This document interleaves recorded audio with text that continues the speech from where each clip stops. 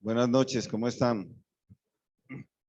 Vamos a abrir nuestras Biblias en Tito, utilizar dos versículos de Tito como introducción. Tito capítulo 1, versículo 15, pero antes de entrar allí vamos a hablar de nuevo. Amado Dios, infinitas gracias te damos en esta noche por el privilegio que tenemos de abrir las Escrituras. Señor de los cielos, grandes y maravillosas son tus obras. Gracias porque hay una manera prodigiosa, majestuosa de salvación. Se llama Jesús. Él es el camino, la verdad y la vida. Ningún ser humano puede ir al Padre si no es por Él. Ningún ser humano puede ir hasta ti, Señor, y presentarse delante tuyo si no es por el Señor Jesucristo. Pues en esta noche, Señor, queremos ser enseñados, rogándote, Señor, que haya salvación. Es el propósito de esta noche, que haya salvación. Dejamos todo en tus manos, lo hacemos en el nombre del Señor Jesús, nuestro Salvador. Amén. Como es bien sabido por todos, los domingos en la noche, el Señor nos ha concedido el privilegio de compartir el Evangelio, y creo que esta es una grande muestra de la misericordia del Señor para con esta ciudad y para con nosotros los creyentes, permitir que compartamos el Evangelio. Un cristiano real y verdadero debe proclamar a Cristo, debe anunciar a Cristo, debe llevar a la gente a que mire a Cristo en la cruz, porque es que en la cruz fue que sucedió todo. En la cruz Él entregó su vida. Ahí en ese punto, en ese momento tan especial de la historia, es que el Señor Jesucristo entrega su vida por causa de los pecadores, por causa de nuestro pecado. Y es lo que queremos anunciar cada domingo aquí en nuestra congregación. Vamos a mirar en Tito, y en Tito, dos versículos no más. En Tito habla de dos clases de personas. Y en el mundo hay dos clases de personas, no hay más. Es posible que uno diga, bueno, hay ingenieros, hay arquitectos, hay médicos, hay abogados, muchas profesiones. Pero a la hora de pararse delante de Dios, solo hay dos personas: el que cree y el que no cree, el justo y el injusto, el que se salva y el que se pierde. No hay otro. Y es necesario que usted esté claro en dónde está. A la hora que tenga que partir de este mundo y se pare delante del Señor, ¿dónde está? ¿Con quién estará? ¿Estará con Dios o estará lejos de Dios? ¿Es usted un hombre salvo hoy o en realidad no conoce la salvación? Muchos hombres, grandes hombres, el Señor nos hizo a imagen y semejanza de Él, y muchos hombres hoy conocemos, tienen una inteligencia impresionante y hacen grandes obras y son muy reconocidos, pero son incrédulos. Incrédulos. Teniendo todo aquí, están perdidos delante del Señor. Entonces, solo quiero mirar este par de versículos, versículo 15. Todas las cosas son puras para los puros, y esta palabra pura o puro nos habla de limpieza, ¿cierto? De santidad. Todas las cosas son puras para los puros. Y mira el giro que da: más para los corrompidos e incrédulos nada les es puro, pues hasta su mente y su conciencia están corrompidas. Y esa palabra corrompidas nos habla de manchadas, contaminadas. Y aquí hace una descripción impresionante de ese hombre incrédulo. Es un corrompido, incrédulo, que hasta su mente, o sea, hasta su entendimiento está manchado. Puede construir grandes edificios, pero su mente y su corazón están corrompidos, están manchados, están contaminados del pecado. Entonces aquí habla de los justos, de los santos, de los que han creído en el Señor Jesucristo. Pero hay otro grupo: corrompidos e incrédulos.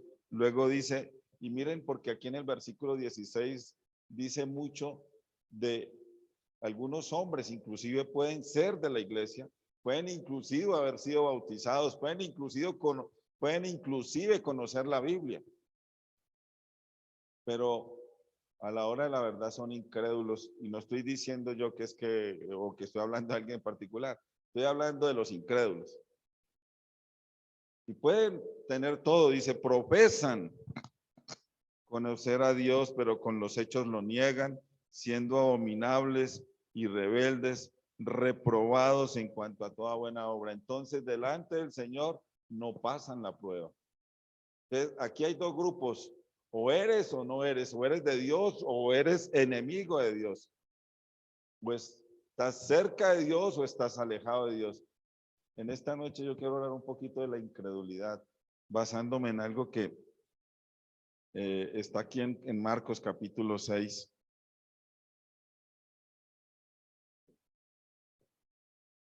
Versículo, vamos a leer desde el versículo 1 en adelante, vamos a leerlo todo de corrido para mirar algunas cosas. Dice San Marcos capítulo 6.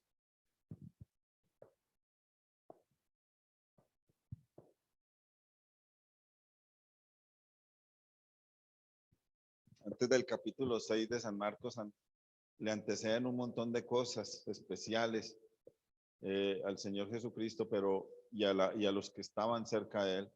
Y hay un suceso antes, y está lo del endemoniado gadareno, y está también este asunto de la hija del principal, de Jairo, que termina muriendo, y que pasa una cosa maravillosa que de pronto la vamos a tocar de pasada. Pero también está la historia de la mujer que toca el manto del Señor, que sufría de flujo de sangre durante 12 años y había gastado todo su dinero en médicos, pero con solo tocar el manto del Señor fue sana. Y ese es un momento maravilloso cuando el Señor voltea y se encuentra con esta mujer cara a cara. Y es lo que pretendemos, es que usted toque, vaya al Señor y quiera tocarlo, y que el Señor voltee y lo mire y usted le diga: Señor, aquí estoy, aquí estoy, aquí estoy, y necesito tanto de usted, Señor Jesús. Marcos capítulo 6, versículo 1, salió Jesús de allí y vino a su tierra, y le seguían sus discípulos. Y llegado el día de reposo comenzó a enseñar en la sinagoga, y muchos oyéndole se admiraban y decían: ¿de dónde tiene estas cosas, y qué sabiduría es esta que le es dada, y estos milagros que por sus manos son hechos? ¿No es este el carpintero, hijo de María, hermano de Jacobo, de José, de Judas y de Simón? ¿No están también aquí con nosotros sus hermanas? Y se escandalizaban de él. Mas Jesús les decía: no hay profeta sin honra, sino en su propia tierra y entre sus parientes y en su casa. Y no pudo hacer allí ningún milagro, salvo que sanó a unos pocos enfermos poniendo sobre ellos las manos. Y estaba asombrado de la incredulidad de ellos, y recorría las aldeas de alrededor enseñando. Bueno, entonces el Señor Jesucristo, como dije, antecede este momento en que él va a la casa de Jairo.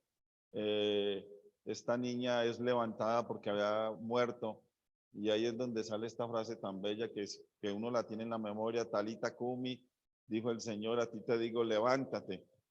Y el Señor Jesucristo viene a su tierra. Tenemos que recordar pues que la tierra del Señor es Nazaret, pero él no había nacido en Nazaret, él había nacido en Belén. Estaba profetizado que el Mesías nacería en Belén, de la descendencia de David. Pero ¿dónde fue levantado? ¿Dónde fue criado? En Nazaret. Nazaret pertenecía a Galilea, y ahí en ese territorio era donde lo conocían. Entonces vino a Nazaret, y dice que viene con sus discípulos. Hay una cosa especial y es importante nombrar a los discípulos ahí. Más adelantico nos va a decir, versículo 2, dice: y llegando el día de reposo, bueno, sabemos que el día de reposo es el sábado, comenzó a enseñar en la sinagoga, algo particular del Señor, que luego el apóstol Pablo lo haría tantas veces, entrar a las sinagogas de los judíos para enseñar, para llevar el evangelio. Pero aquí sucede algo muy especial, y muchos oyéndole se admiraban y decían: ¿de dónde tiene estas cosas? Me llama la atención cómo tratan al Señor de este. Para mí ese es un término en ese momento como de desprecio, despectivo. ¿De dónde tiene estas cosas? ¿Y qué sabiduría es esta que les da y estos milagros que por sus manos son hechos? Es una de las características del Señor Jesucristo que vamos a encontrar durante su ministerio, es la enseñanza. Entró a la sinagoga ellos, o sea, el Señor Jesucristo no perdía el tiempo, enseñaba de Dios, enseñaba el reino y les decía, el reino de los cielos se acercaba a vosotros, arrepentidos y creed en el evangelio, dice ahí en Marcos 1:15. Entonces, él enseñaba el reino, enseñaba en contra del pecado, pero también enseñaba de la salvación que estaba en él. Entonces, muchos coterráneos, muchos de este pueblo de Nazaret estaban impactados escuchándole y se hacen un par de preguntas. Dos preguntas bien importantes: ¿de dónde tiene estas cosas?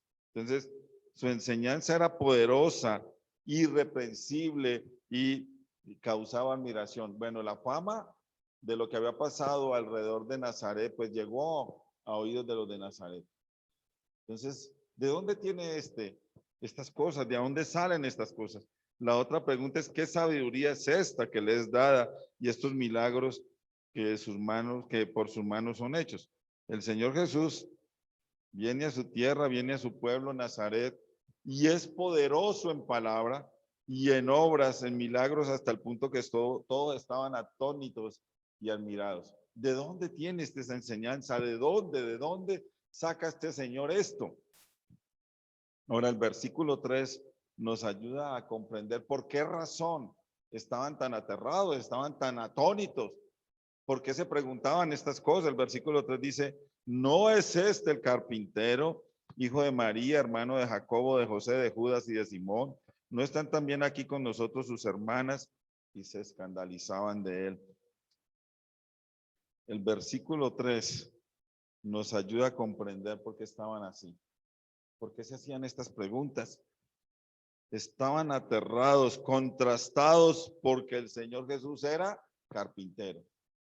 O sea, lo habían visto crecer como el carpintero del pueblo. Era igualito a todos los que estaban ahí. No le habían visto, digamos, nada especial.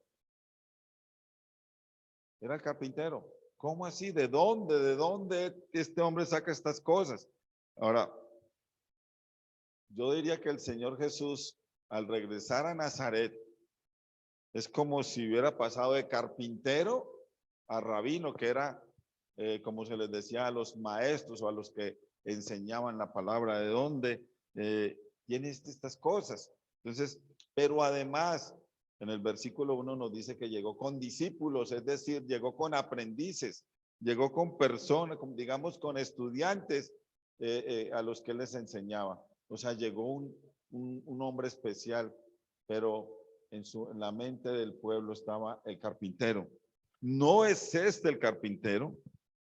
De verdad no era un cumplido, no era un elogio, era una manera de señalar que el Señor Jesucristo, a él siempre lo habían visto ahí haciendo sus trabajos, pero nunca lo habían visto de pronto ir a un sitio donde le enseñaran la palabra.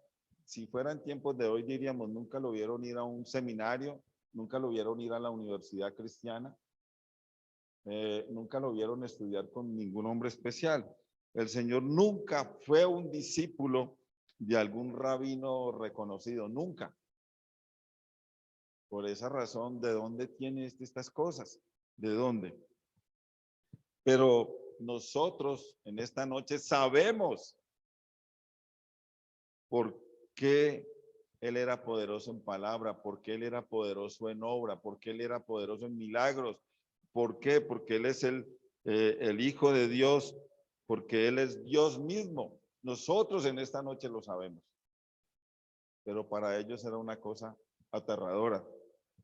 Alguien escribió sobre el oficio de carpintero lo siguiente y me llamó la atención. Los carpinteros eran también constructores. Un carpintero hoy día tiene que hacer un montón, los utilizan mucho para construir partes de las casas. Entonces los carpinteros eran también constructores y el Señor Jesús escogió esta profesión de carpintero porque Dios es un constructor y Él sabe cómo construir nuestras vidas y Él sabe cómo terminar el trabajo. Solamente es un pensamiento que no tiene pues algo especial en el sentido pues que vaya a influir, pero me gustó ese pensamiento. El trabajo del Señor Jesucristo con sus manos era la de construir, era la de hacer cosas con la madera. También me gustaron 3 enunciados que encontré por ahí, que un hermano escribía acerca de los carpinteros y hablando particularmente del Señor Jesucristo. El primero dice, el Señor sabía, escuchen este bien, el Señor Jesús sabía que había mucho potencial en un tronco y esto me hizo pensar en lo que hemos sido nosotros los seres humanos, unos troncos duros, como de pronto decía el hermano ahora, duros de corazón. Pero el Señor sabía que en esos troncos había mucho potencial. Otro enunciado dice, el Señor Jesús sabía que toma algo de tiempo y de trabajo para hacer que algo se pueda utilizar. Entonces, toma tiempo coger un pedazo de madera y darle una transformación. Y el tercer enunciado dice, el Señor Jesús sabía que las cosas más finas se hacen de la madera más dura. Entonces, hemos visto la transformación de muchos hombres con un corazón durísimo, y creo que es el caso de muchos de nosotros, y hemos venido al Señor, o el Señor nos ha traído hacia Él, y ha transformado nuestros corazones, y ha hecho su obra, ha construido en nosotros como queremos que construya en usted. Una palabra, una frase que está ahí es hijo de María. No es este el carpintero, hijo de María. Ahora, no se dice de Jesús que era hijo de José, pues sabemos que era hijo de José y María humanamente, pero posiblemente no se nombra porque José seguramente ya había muerto. No lo sabemos, pero lo que vemos a lo largo de la Biblia es que para hacer referencia a una persona siempre se decía hijo de, y el que se nombraba era el papá y no a la mamá. Por ejemplo, un caso, por ejemplo, David, hijo de Isaí, no nombraban a la mamá. O en estos días que estuvimos hablando de Ageo, por ejemplo, dice Zorobabel, hijo de Salatiel. Entonces, lo que se nombra es al papá, hijo de. Algunos dicen que de ahí salieron los apellidos. Entonces, hijo de María, por lo tanto, era un término más despectivo que una pretendida identificación, como para decir este es hijo de, para identificarlo no. Para el judío que le dijeran hijo de una madre y no hijo de un padre era un insulto. Eso era un insulto para ellos. Entonces, lo que quiero hacer ver es que aquí hay persecución y rechazo hacia el Señor Jesucristo. La siguiente parte del versículo 3 nos nombra a los hermanos del Señor Jesucristo. No es este el carpintero, hijo de María, hermano de Jacobo, José, Judas y Simón, pero también el versículo nos dice algo o nos informa que José y María, además de tener hijos varones, también tuvieron hijas, y valga la redundancia, mujeres, lo que nos da a entender que el Señor Jesucristo tuvo hermanos y hermanas. Y saquen las conclusiones debidas a este versículo, a esta parte. ¿Cierto? Bueno, se dice que María fue siempre virgen y pues la Biblia dice otra cosa, pero no me quiero meter en ese terreno. Pero el versículo 3 tiene algo al final, y casi que hemos en algún momento de nuestras vidas llegamos a escandalizarnos cuando nos hablaron del Señor Jesucristo, cuando nos presentaron al Señor Jesucristo. Y hoy en el mundo, para el mundo está escandalizado cuando hablamos de Jesús. O sea, les ofende Jesús. Les ofende que en Él que Él sea el único, la única fuente de salvación a la que Dios designó. Hay una frase de rechazo y se escandalizaban de Él.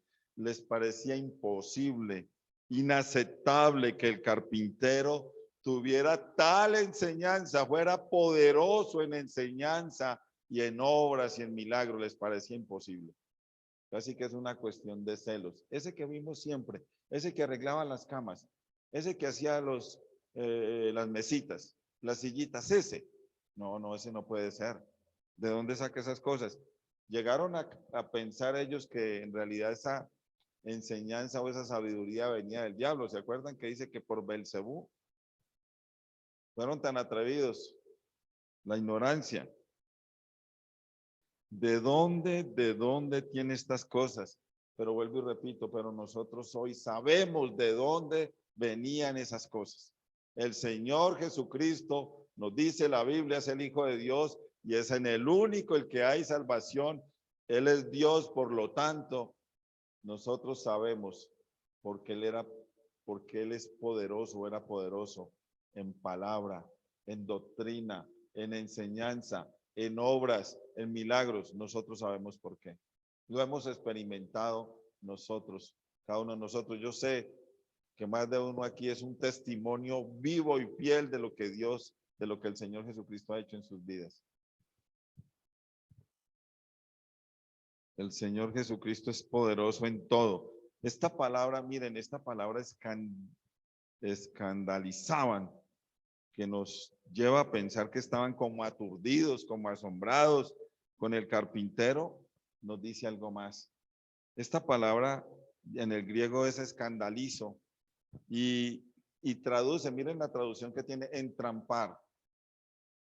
O sea, no solamente se escandalizaban de él, sino que este escándalo los llevaba a rechazar al Señor Jesucristo, pero adicionalmente le querían poner trampas para que cayera. Si uno mira los evangelios, todo el tiempo el Señor Jesucristo lo tuvieron tentando. Se aparecían los fariseos, se aparecían los principales, se aparecían los judíos y buscaban cómo tentarle para buscarle la caída.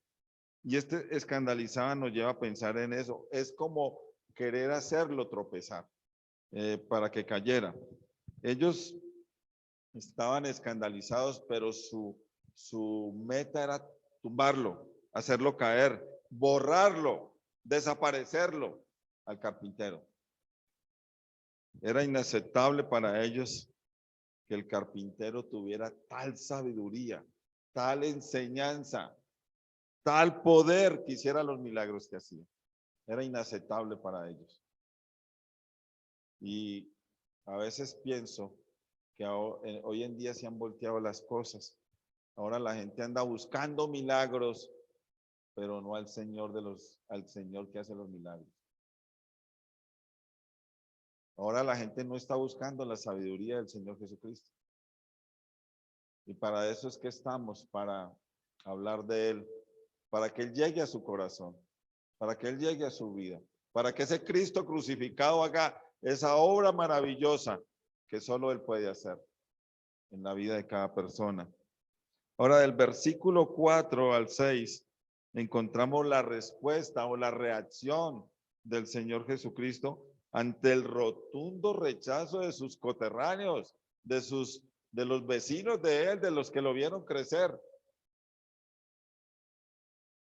Versículo 4, mas Jesús les decía, no hay profeta sin honra, sino en su propia tierra y entre sus parientes y en su casa. Aquí tienen varias cosas especiales que nos van a asombrar. Dice en Lucas, él lo dice de la siguiente manera, ningún profeta es acepto en su propia tierra. Yo oí muchas veces esta parte con alguna modificación de palabras como un refrán. Si usted entra a buscar refranes, aparece, dice, nadie es profeta en su propia tierra. Pero, y esto aludía o da a entender que mucha gente ha surgido en otros lugares por falta de oportunidad en su propia familia, en su propia tierra o en su propio país. A veces pasa con los deportistas eso. Pero lo que podemos ver es algo maravilloso y es que el Señor Jesucristo aceptó el rechazo de los vecinos suyos, de los coterráneos suyos, de los de su pueblo, como parte del precio que iba a pagar porque Él iba a salvar el mundo. Él era el que venía a salvar al ser humano.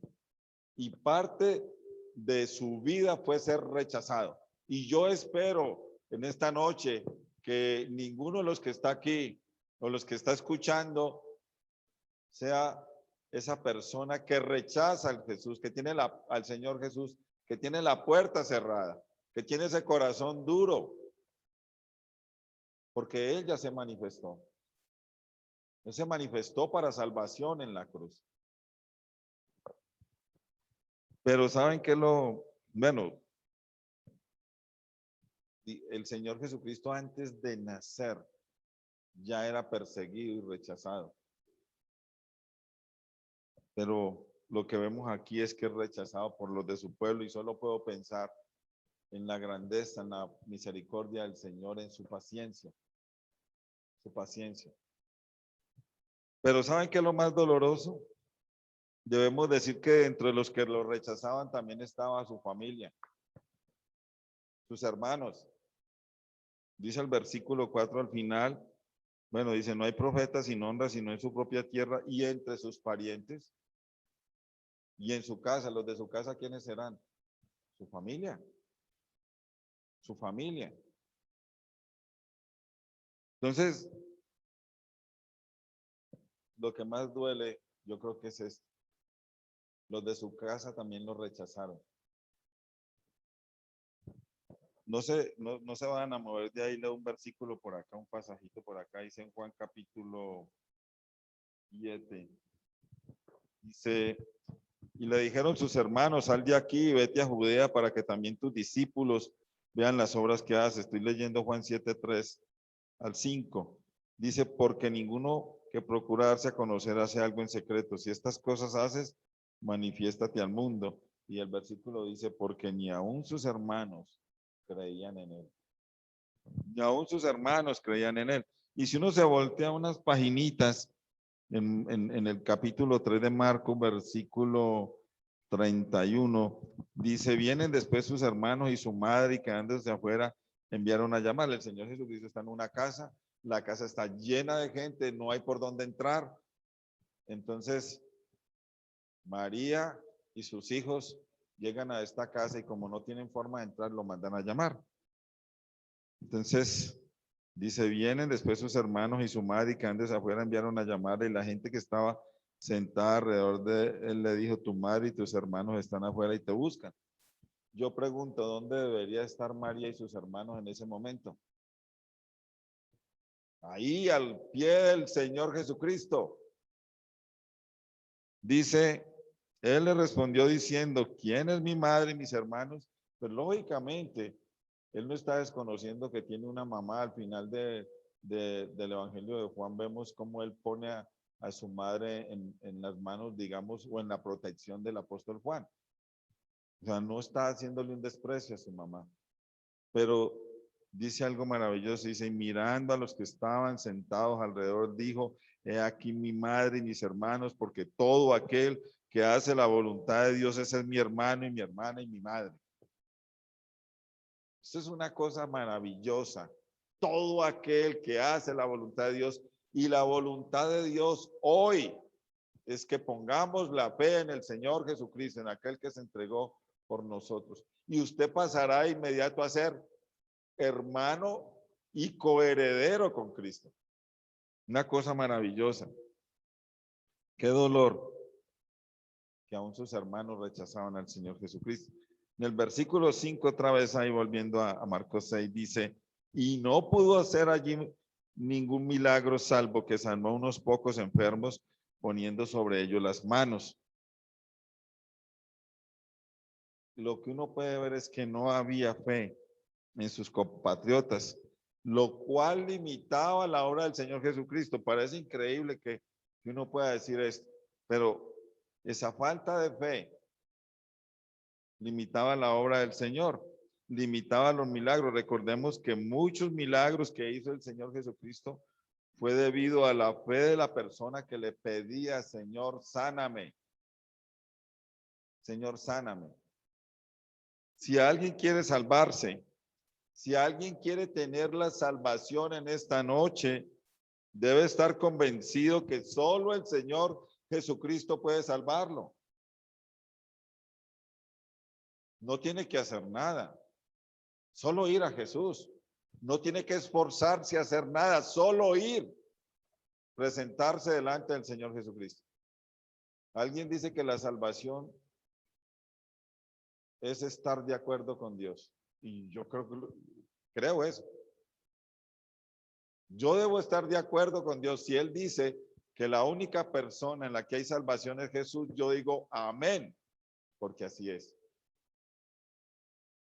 Entonces, en los tiempos del Señor Jesucristo, muchas personas fueron sanadas porque estaban convencidas que solo Él podía sanarlas.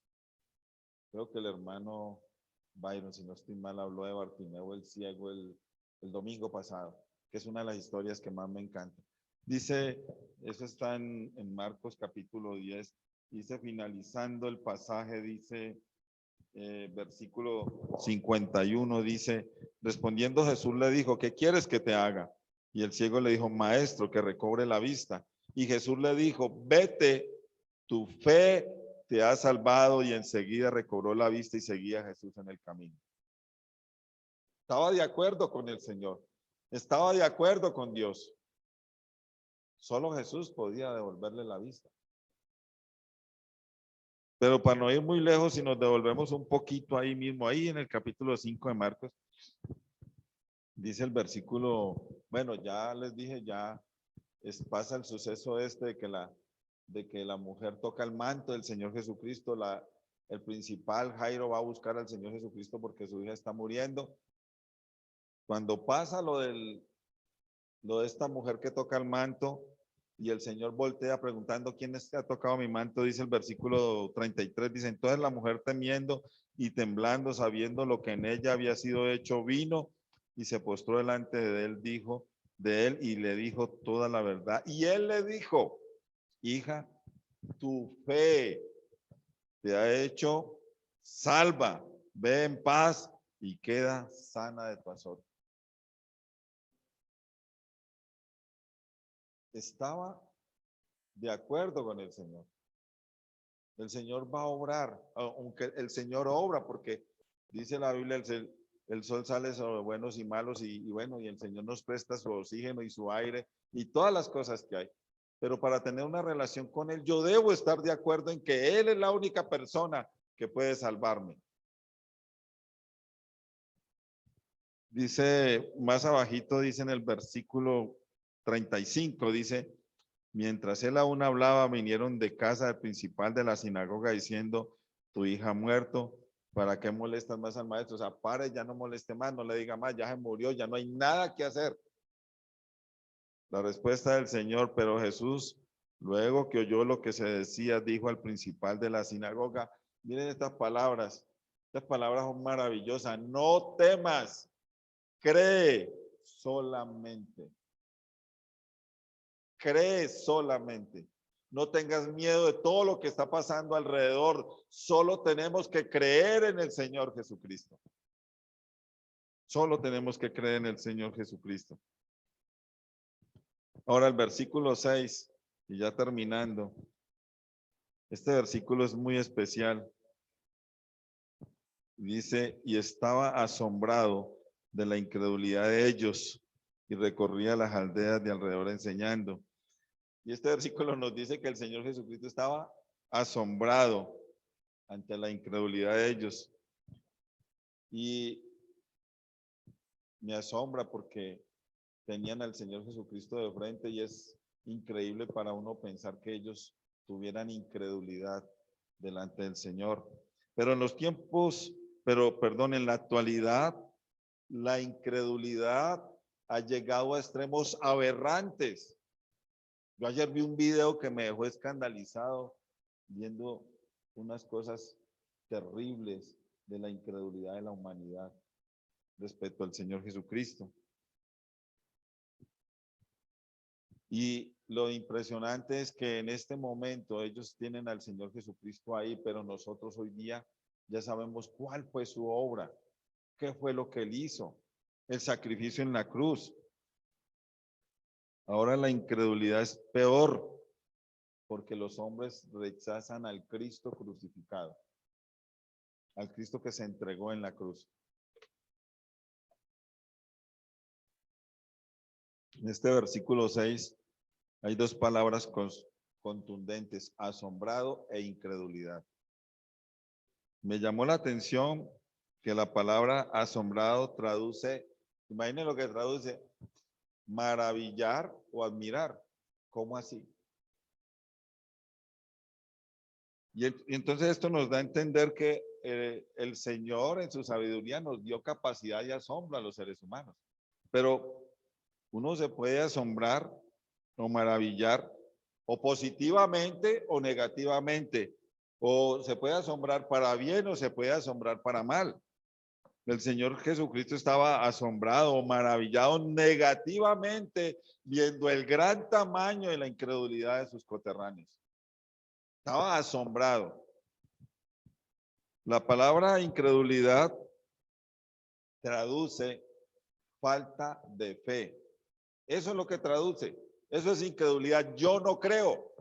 Soy un incrédulo. No le creo a Dios. No le creo a Jesús. Eso es incredulidad. Falta de fe. Pero el Señor Jesucristo estaba asombrado ante la falta de fe de ellos, incluidos sus hermanos, ya que sus hermanos tampoco creían en él. Pero ahora sí tenemos que movernos un momentico en Lucas capítulo 7, y son las dos únicas veces que la Biblia nos muestra que el Señor Jesucristo se asombró. En Lucas 7, versículo 9, y por falta de tiempo no puedo leer sino el versículo 9, pero nos habla de este hombre de centurión que está preocupado y va al Señor Jesucristo porque su siervo está enfermo. Pero el versículo 9 dice, al oír esto, Jesús se maravilló de él y volviéndose dijo a la gente que le seguía, os digo que ni aún en Israel he hallado tanta fe. Y esta palabra maravilló es la misma palabra que corresponde a asombro que está allá en Marcos 6. Es la misma raíz, la misma palabra. Entonces, la palabra es saumazo, pero empieza con la letra D y no sé si tiene alguna otra pronunciación, pero saumazo en el griego. Ahora, no vemos al Señor Jesucristo asombrado por la naturaleza, por las grandes construcciones, por lo que los hombres hacían especialmente, no. No lo vemos. El Señor Jesucristo estaba asombrado ante la incredulidad de su pueblo, de los de su tierra, pero también lo asombraba la fe de los que no eran de su pueblo. Entonces, conclusión, al Señor Jesucristo lo asombra o se maravilla de la fe. La fe.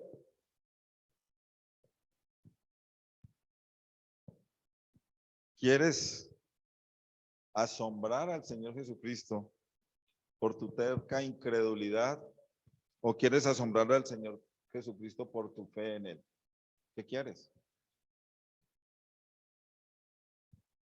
Tu incredulidad tiene consecuencias eternas, condenación eterna, dolor eterno, tortura eterna, separado eternamente de Dios. Pero tu fe en el Señor Jesucristo tendrá las mejores consecuencias: salvación eterna, amor eterno, alegría eterna, gozo eterno, para siempre con el Señor. ¿Qué quiere usted entonces en esta noche? ¿Creer o no creer? ¿Seguirle o no seguirle? ¿Poner su fe en él o definitivamente no? Termino con este versículo porque no lo quise dejar por fuera. Primera de Corintios, capítulo 1, versículo 18, dice: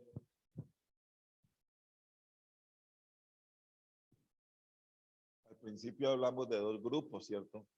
Del puro o del corrompido incrédulo, dos grupos. Aquí también nos habla de dos grupos. Versículo 18, porque la palabra de la cruz es locura a los que se pierden, pero a los que se salvan, esto es a nosotros, es poder de Dios. Primer grupo, los que piensan que el sacrificio del Señor es una locura inaceptable, por lo tanto no creen y como consecuencia se perderán eternamente. Segundo grupo, los que piensan y creen que el sacrificio del Señor Jesús en la cruz del Calvario es poder de Dios y son salvados eternamente. Tu fe, ¿tienes fe en el Señor Jesucristo o por el contrario, como sus vecinos coterranos le vas a rechazar?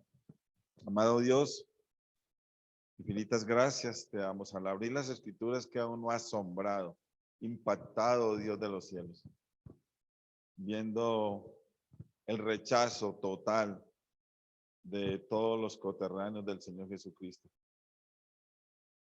Pero Señor, también sabemos que ese rechazo fue utilizado para llevar al Señor Jesucristo a la cruz. Él aceptó, era parte del pago por la salvación de nosotros los pecadores.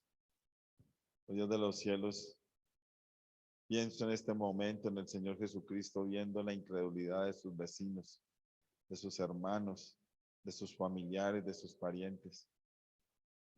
Pero también, Señor, pienso en ese momento en que vio la fe del centurión. Señor, sabemos que eso es lo que quieres, que ese es tu plan, que esa es tu voluntad, que pongamos nuestra fe en el Señor. Y Padre, nuestro ruego en esta noche es ese, que los que están aquí, los que están escuchando y muchas personas, nuestras familias, pongan su fe en el Señor Jesucristo. Dejamos en tus manos esta petición. Lo hacemos en el nombre del Señor Jesús, nuestro Salvador. Amén.